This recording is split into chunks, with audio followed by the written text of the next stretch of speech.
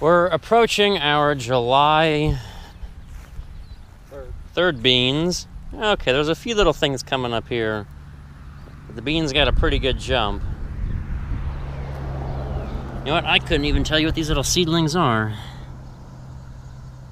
Maybe those are pigweeds. Those might be little pigweeds. Yeah, those are little pigweeds. Yeah, okay, some tiny little pigweeds out here. Pretty well coming up. Got our rows. Here's our 2 sets of 3 together, making 6. A little bit not perfect, but it's beans. No one's gonna be able to tell after they're harvested. And what do we got? A couple grasses that didn't get chopped up so well.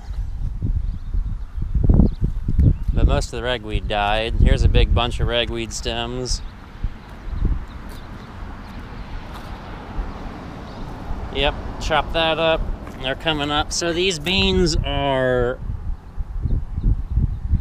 9 days old. Yeah, because today's the 12th. These are 9-day beans. And they're doing pretty good down there. These ones are doing really well. They got, you know, a second set of leaves fully out. And they've had a, I don't know, at least an inch of rain on them or more. So yeah, pretty good with our rows. Take you around to some of the other fields while we're out. Waiting for it to cool down. I cheated these 2 rows close together, and they got far apart. Middle 4. But overall, looks great, I think. And we have a little section across the way. Okay, more pigweeds popping up. So we'll be ready to spray those guys off.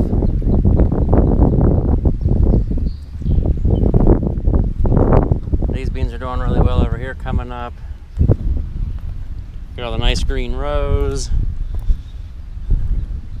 In this field, all the tillage and planting was done in one day. We might have had rain a couple days later. So, this is our very last field of beans. On to the earlier ones. Well, this is a soybean field. Look at this population here. This was the last day of planting.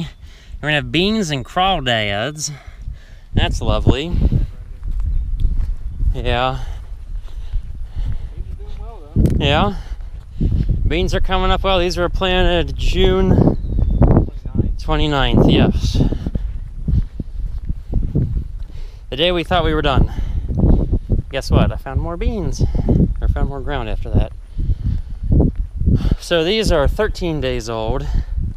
And they came up fast, like 2-week-old beans from seed, and they're off to the races. Now, this side of the field tilled up much smoother, and just looking across it, it looks much greener compared to over there looking across. And you can see a dividing line right about here. You look at those rows, you look at these rows, and some of the beans are a bit farther behind on germination because I just couldn't get this towed up as well. There's lovely, you know, clouds of roots like that, unfortunately. But with the adequate moisture, beans are sprouting. They'll catch up. I have all 3 of these rows in overlap. Yeah, and these ones are really close and they start to overlap. Look how heavy population is. This is Brad's first time planting beans, or see his double row beans. Yeah, but I had to do it this way. Yeah, because you planted. Yeah. Yeah. There was no getting around. I had to do it this way. Yeah, but I don't know how. Where did? Yeah, but this pass. Because these 3 are overlapped, and then here's the rest of the planter. Oh, I know. Okay, so I get what happened. You were coming up here. Most of the time, I'll get to a corner and I'll stop and then plant the end rows over and then pick up. They won't line up. It's beans. Who cares? I don't understand. Like the end rows right here, I'd bring them over to this corner more, or even overlap. Like I would have stopped this end row section right here along this edge. Okay. And then you would start planting here? Well, I'd bring these end rows over Yeah. And then to here, and then come this way. Yeah, and then start planting. But it's beans.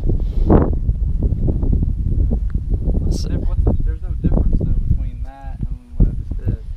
Well, I mean, we weren't hard up for bean seed at the time, trying to save seeds. So we'll see how our little section of double planted beans goes. That's a lot of beans. And I'm saying for corn, like you're not going to want to have that overlap. That'll be a pain to harvest. That on this set of end rows where you're coming for that mound of dirt, to cut them off right here, to bring these end rows over. That way you kept your spacing with the rows coming from that side of the field. Over there, from the trees.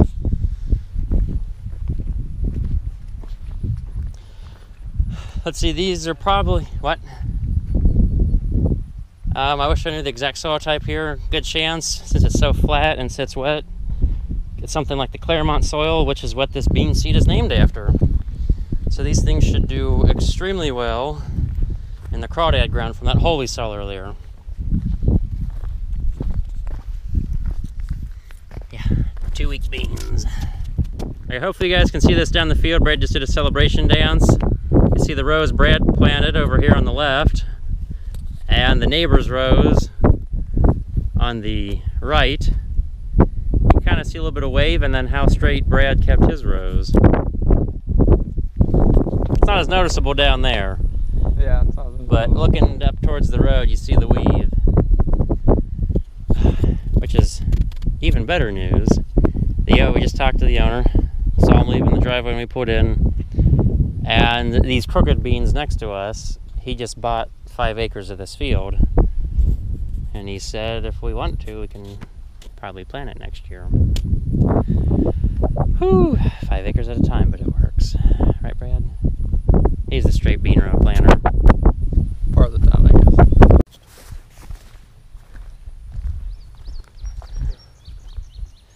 This is another couple acres I took on and planted June 29th.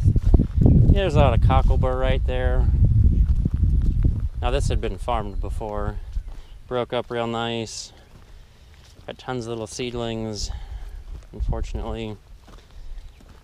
It had corn planted on it in the past.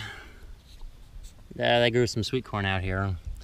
This has been tilled up. Probably gonna have to be very on top of spraying this one for weeds. Still more Claremont beans here. These are, 2 weeks old. Few little things sprouting. Unfortunately, the cocklebur, that might be like bindweed or something. Ugh, that'll be fun. So these are the same as the last. Actually, they look better because it's more evenly tilled.